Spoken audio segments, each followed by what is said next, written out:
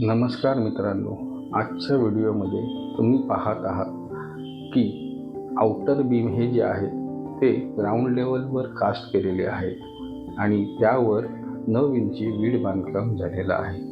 हे आपलं काम घराच्या जोत्याचं आहे आणि कोकणामध्ये सरस जोत्याची हाईट 2 ते 3 फूट असते। असं ठेवण्याचं कारण म्हणजे कोकणामध्ये खूप पाऊस असतो आणि त्यामुळे जोत्याची हाईट ही नेहमी 2 ते 3 फूटच असावी, जेणेकरून पाणी घरामध्ये येऊ नये। तसंच आतले जे बीम तुम्ही बघताय ते आपले आतल्या साईडनी प्लिंथ लेवलच्या हाईटनी असते। असं केल्यामुळे विटेचा लोड हा इक्वली डिस्ट्रीब्यूट होतो आणि आउटर बीम हे ग्राउंड लेवलला ठेवल्यामुळे सीपेज किंवा पाणी जिरण्याचे चान्सेस खूप कमी असतात। हे टेक्निकली पण आहे आणि त्याच्यामुळे घराला मजबूती पण येते।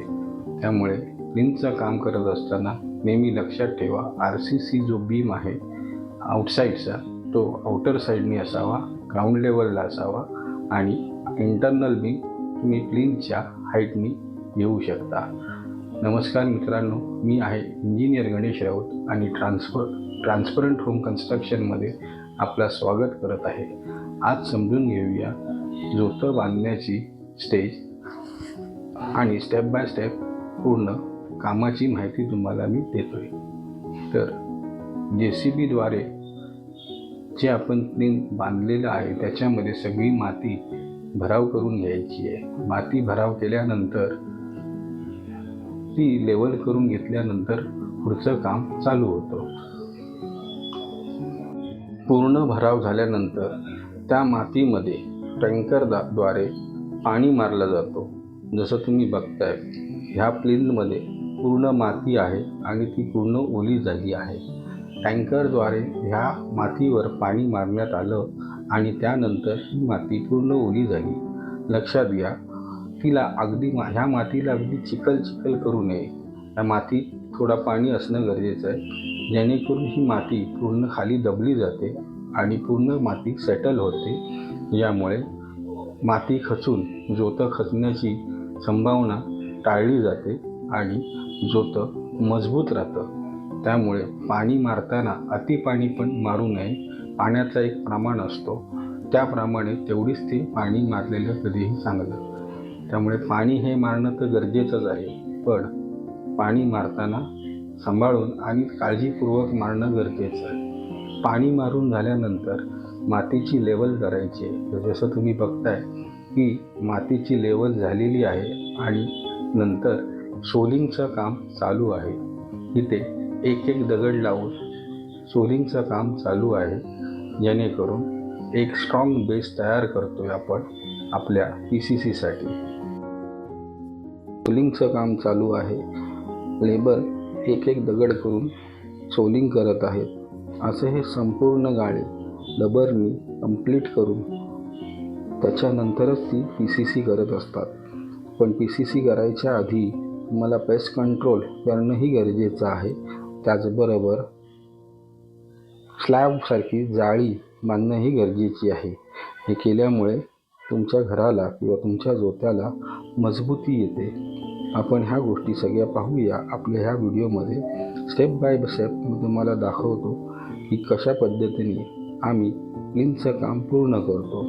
जसं सांगितल्याप्रमाणे आउटर बीम हा तुमचा ग्राउंड लेवलला असतो, त्यानंतर वीट बांधकाम आणि नंतरच DPC म्हणजेच डॅम्प प्रूफिंग कोर्स। असं केल्यामुळे तुमच्या घराला डॅम्पनेस येत नाही आणि ज्या भिंती आहेत त्याला पेंट मारल्यानंतर पोपड्याही सुटत नाही। त्यामुळे तुम्ही बघताय कशा पद्धतीने हे बांधकाम केलेलं आहे आणि सोलिंग कसं रचलेलं आहे। या सोलिंगमुळे तुमच्या घराला मजबूती तर येतेच, पण ओलावा पण धरत नाही। पण त्याच्यासाठी पुढच्या गोष्टीही करणं गरजेचे आहेत। जसे की स्लॅबला आपण चटई टाकतो, त्याच पद्धतीने चटई टाकून मग PCC केलीस तर आपला हा जो प्लिंथ आहे ती मजबूत आणि खूप ड्युरेबल असते। इथे बघताय तुम्ही जिन्याची चाल सोडलेली आहे आणि मागच्या साईडचा पूर्ण डबर हे आथरून झालेलं आहे आणि आता पुढच्या कामासाठी आपण तयार आहोत. हॉलमध्ये सुद्धा सोलिंग बाकी आहे, तीही पूर्ण झाल्यानंतरच आपण मग PCCचं काम चालू करणार आहोत. पण त्याआधी मित्रांनो, सांगितल्याप्रमाणे पेस्ट कंट्रोल आणि ह्याच्यावर जाळी टाकल्यानंतरच आपण PCCचं काम चालू करणार आहोत. अशाच इन्फॉर्मेशनसाठी आमच्या चॅनलला सबस्क्राईब करा आणि लाईक, कमेंट, सबस्क्राईब पण करा. कारण का असाच इन्फॉर्मेशन आम्ही आपल्याला आमच्या चॅनलवर देत असतो. सोलिंग झाल्यानंतर पाणी मारणं खूप गरजेचं आहे. जितकं पाणी माराल तेवढी माती बसेल आणि जेवढी माती बसेल तेवढंच मजबूती राहील. कारण का सोलिंग झाली, PCC झाली आणि मातीवर पाणी जर मारलं नसेल तर लोडमुळे माती खचू शकते आणि खचल्यानंतर तुमचा जोत्यामध्ये क्रॅक किंवा जोता खाली बसू शकतो. त्यामुळे पाणी मारणं खूप गरजेचं आहे. इथे बघताय तुम्ही, ओनर जे आहेत ते स्वतः पाणी मारायला काचकूच करत नाहीत, अगदी आवडीने ते पाणी मारतात. आणि पाणी मारणं हे RCC घराच्या कामासाठी खूप गरजेचं आहे. जर RCC कॉलम, बीम, फुटिंग असं काही असेल तर त्याला 14 दिवस क्युरिंग होणं खूप गरजेचं आहे. आता आपण आलो आहोत आपल्या पेस्ट कंट्रोलच्या स्टेजवर. तुम्ही बघताय पेस्ट कंट्रोलचे युनिट किंवा पेस्ट कंट्रोलची ही जी माणसं आहेत ही आउटर आणि इनर साईडमध्ये पेस्ट कंट्रोलचं काम करत आहे. आधी पूर्णपणे आउटर साईडनी त्यांनी हे स्प्रे केलं आहे. हे जे स्प्रे करत आहेत त्याच्यामध्ये त्यांचं केमिकल आहे, पेस्ट कंट्रोलचं केमिकल आहे, ज्याच्यामुळे आपल्या घराच्या अवतीभोवती किंवा घराला वाळवी लागत नाही. मित्रांनो, कोकणामध्ये किंवा मातीमध्ये वाळवी असते जी आपल्याला दिसत नाही किंवा जाणवत नाही.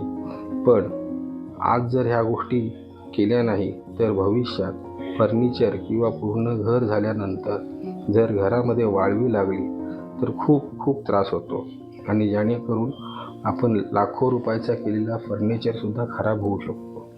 त्यामुळे जोत्याचं काम कास्टिंगच्या आधी तुम्ही पेस्ट कंट्रोल करणं खूप गरजेचं आहे. पेस्ट कंट्रोल केल्यामुळे आपले लाखो रुपये वाचतातच, पण आपल्या घराची लाईफसुद्धा वाढते.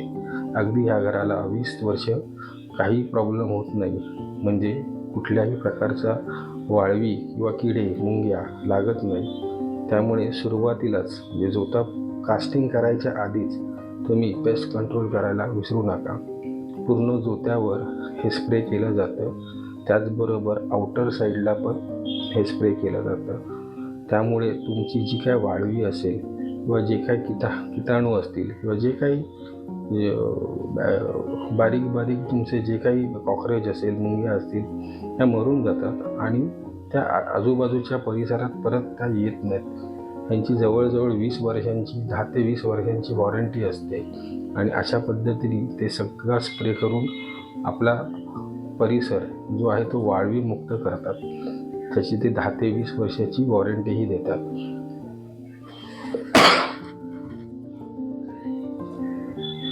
आता पेस्ट कंट्रोल झाल्यानंतर वरती आपण पाहत आहोत की आपली PCCची लेवल होते, म्हणजेच कॉन्क्रिटिंगचं काम चालू आहे.